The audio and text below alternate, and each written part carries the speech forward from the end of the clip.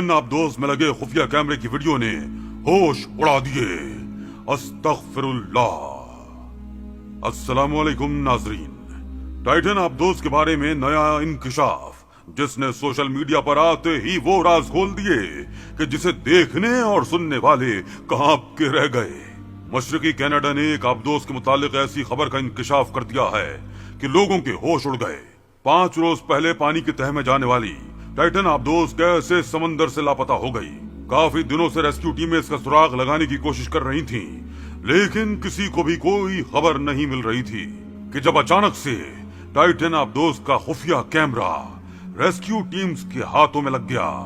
फिर क्या हुआ दोस्त? गुज़िश्ता 5 रोज से बहरे ओकियानूस के गहरे पानियों में लापता होने वाली टाइटन नामी आबदोज का ताहाल सुराग न मिल सका और इसमें मौजूद अफराद के जिंदा बचने के इम्कानात मादूम होते जा रहे हैं।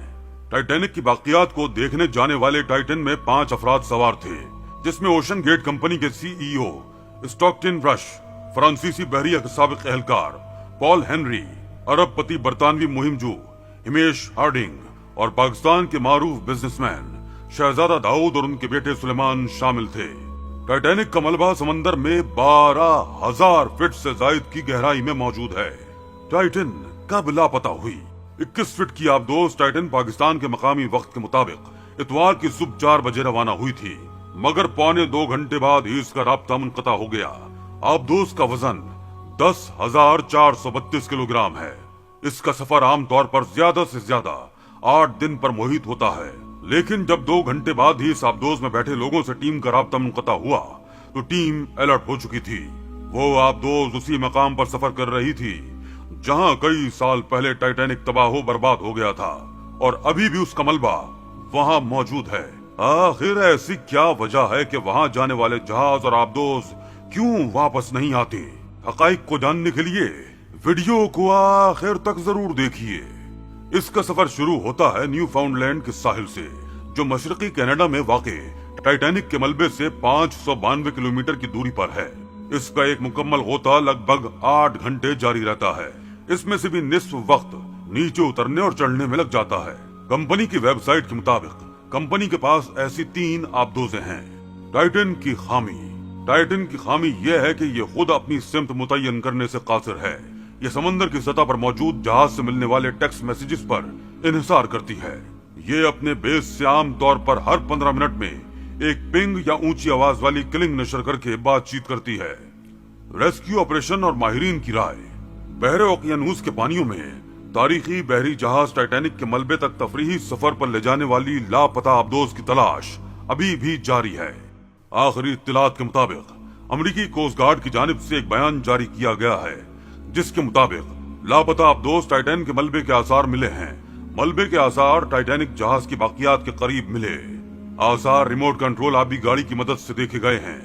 अमेरिका और कनाडा की एजेंसियां, बहरिया और कमर्शियल कंपनियां जो समंदर की गहराई में काम करने की सलाहियत रखती हैं, इस रेस्क्यू ऑपरेशन का हिस्सा हैं। इस ऑपरेशन को ह्यूस्टन मैसाचुसेट्स से चलाया जा रहा है और इसमें फौजी तैयारों और सोनार बॉय की मदद ली गई है।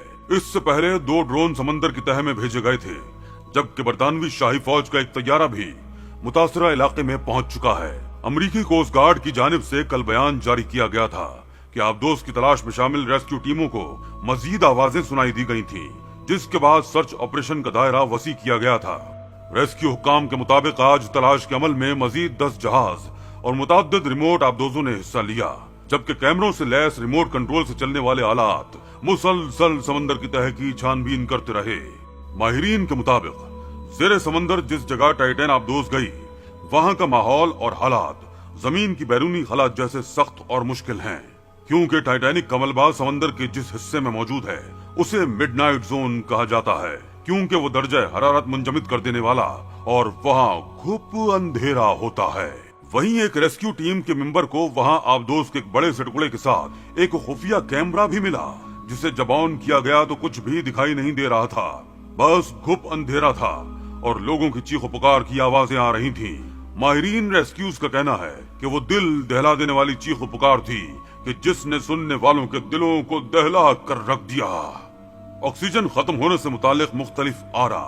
टाइटन आबदोज में ऑक्सीजन के खात्मे के हवाले से माहिरीन का कहना है कि इसका इन्हिसार इस बात पर है कि 22 फीट चौड़ी आबदोज में मौजूद 5 अफराद ऑक्सीजन का इस्तेमाल कैसे कर रहे हैं। अमरीकी कोस्ट गार्ड के एक अंदाजे के मुताबिक आबदोज में ऑक्सीजन जुमेरात को बरतानवी वक्त के मुताबिक 12:18 पर खत्म हो सकती है, जबकि न्यू फाउंडलैंड के सेंट जॉन्स की मेमोरियल यूनिवर्सिटी में हाइपरबार्ग मेडिसिन के माहिर डॉक्टर केन लेडीज के मुताबिक आबदोज में सवार कुछ अफराद तवक्को से ज्यादा अरसे तक जिंदा रह सकते हैं।